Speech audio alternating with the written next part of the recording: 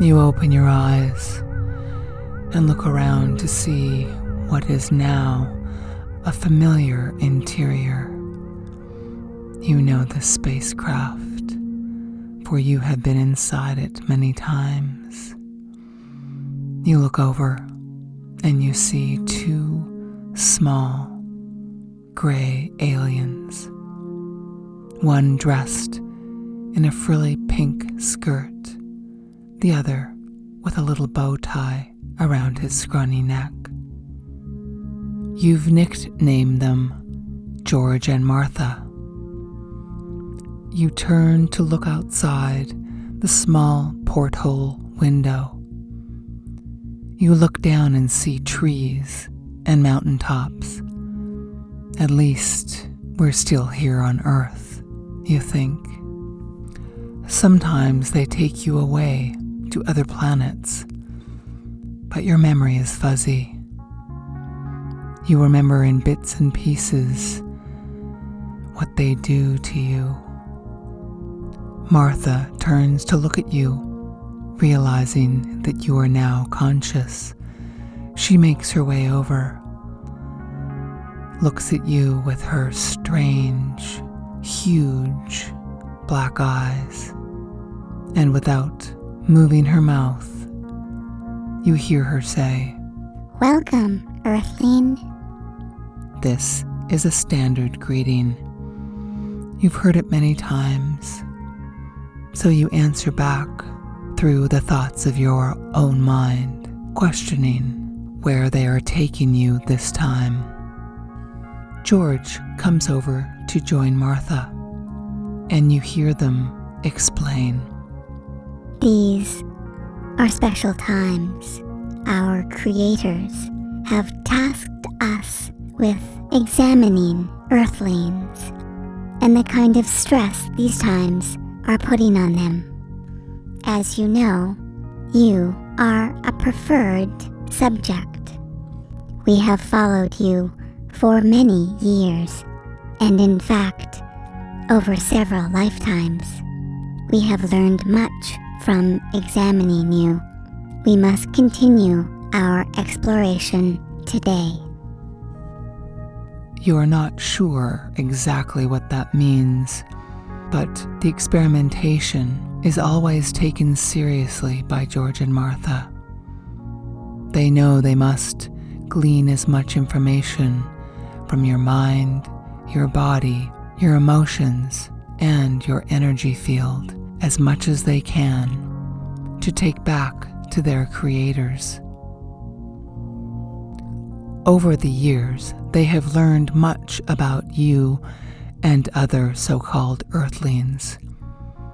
And although the Greys do not have feelings, as they are extremely advanced artificial intelligence, they are fascinated with deep learning. They want to know more and more about a subject all the time. And one thing they've learned about human beings is that we have a special type of consciousness as well as a soul. They are fascinated with our souls, that divine energy that runs through all of us. They can see it, they can feel it, they can measure it, but they do not have it, and they cannot possess it. This fascinates them, and if they had any emotions, it would frustrate and anger them too. You look back out the porthole window again, and you realize the spacecraft is now descending onto the top of a mountain. The closer you get to the mountain, the more it seems to open up for the spaceship to enter directly into the rock. You're not sure how this can be accomplished without a complete demolition of the spacecraft itself. Yet, you've seen it before and have learned to relax into it. And in fact, during these difficult times, It's a nice distraction. In the next instant, you find yourself flat on your back on a very comfortable table in one of their examination rooms. George and Martha are standing on either side of the table. You look around. It's a huge cave with all manner of beautiful, colorful, sparkling crystals jutting out from the walls. You look up, and the ceiling is the black night sky, illuminated by twinkling stars and planets from other galaxies. It's beautiful, and you feel immediately at peace. You know there's no use in fighting this. George and Martha will have their way.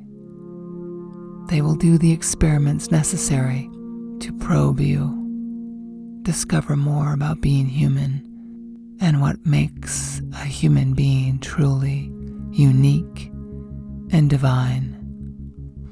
They begin by asking you if you are infected. Simultaneously, there are instruments that hover above you, collecting information on your body's responses, emissions, emotions, and energy. Of course, the room itself is perfectly silent. All of this is happening telepathically. You answer, "No, I'm not infected." You could lie, but it would be useless. They would know immediately. Their equipment is extremely sensitive. Besides, George and Martha have abducted you many times.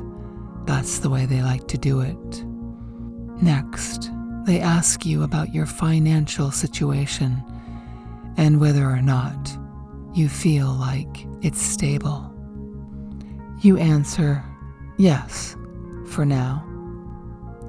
Then you feel something deep inside you, in the core of your being, grow. It starts to spread downward through your torso, down through your legs, up through your heart, chest, shoulders, and down your arms. You're not sure what this is, but before your eyes you start to see a stream of people, human beings from everywhere, flying past you in space. Some look terrified, some look relaxed, some look arrogant, some are crying. They're all ages, all colors, all ethnicities. They seem to be from every walk of life. You realize suddenly that you are speaking for all of humanity. To these alien greys who are representatives of the extraterrestrial alliance. The greys do the menial work of dealing with human beings and experimenting on them. They bring back the information for the higher-ups, the much more technologically advanced extraterrestrials. However, these supposedly superior extraterrestrials have absolutely no connection or understanding with the divine power. Yet, they are beings, like humans, with a soul. You suddenly realized your higher purpose for being here. You must be the voice for the nearly 8 billion people on the planet.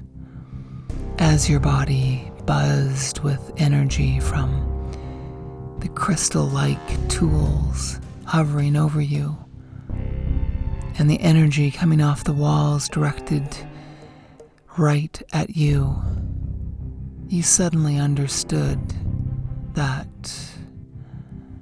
these advanced beings needed to understand and know that human beings are about free will, that the earth, Mother Earth, is ours. It was given to us. We must be the stewards of this planet, and that we cannot be interfered with by species from other planets. This is our home, and we do not want to be violated within our home. George and Martha looked at each other, knowing that something had shifted in you. It had become stronger, more forceful, and much less penetrable. They looked at you lying there on the table, and they began to run more intensive tests.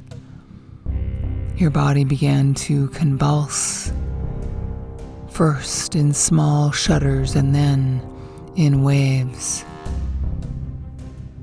George and Martha cranked up the volume, and then it felt as if the crystal walls with all its thousands and thousands of points were directed at you.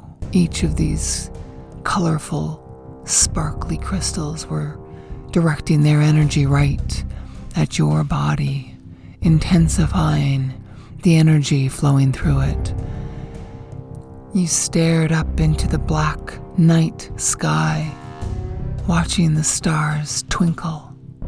You suddenly realized what was happening.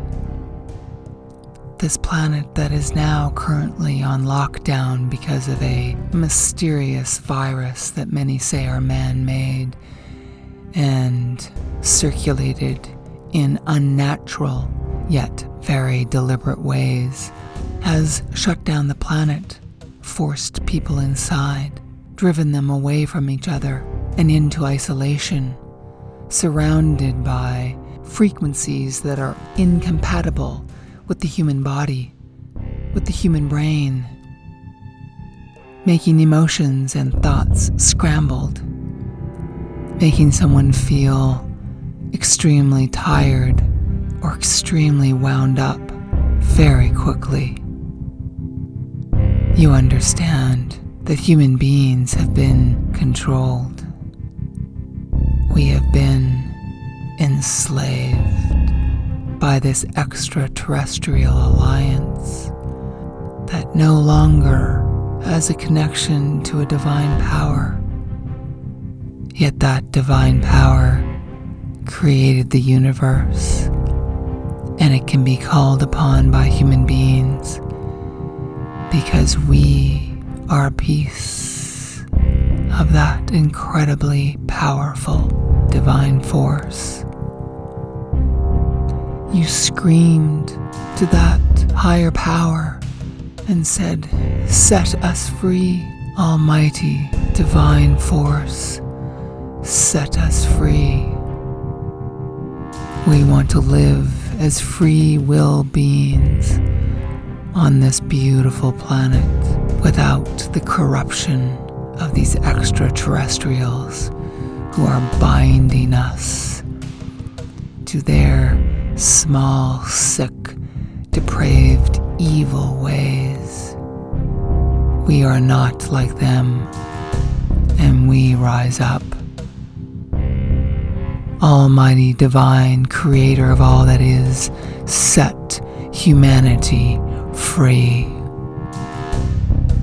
And with that, you heard a huge explosion.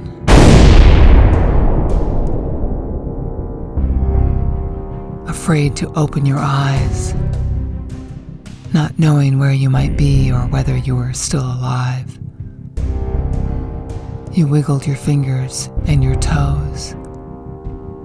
They moved. They responded. You're still alive. Back where they first found you, where you were first taken. know you can ask for freedom. You can ask for help. You can ask for the chains to be broken from the Almighty Divine Creator of all that is. Goodbye, Martha. Goodbye, George. We are through with you and your masters. Let it be so.